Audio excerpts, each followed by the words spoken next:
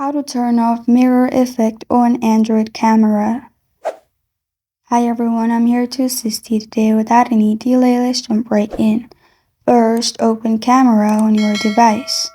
Then click on three dots at the top right corner of your screen in the camera. Then you'll find settings, which is the last option below aspect ratio. In here, scroll down for mirrored selfie photo. It may be anywhere in here, according to your phone. Then click on mirror selfie photo. Make sure the circle is on the left side, which means it is turned off.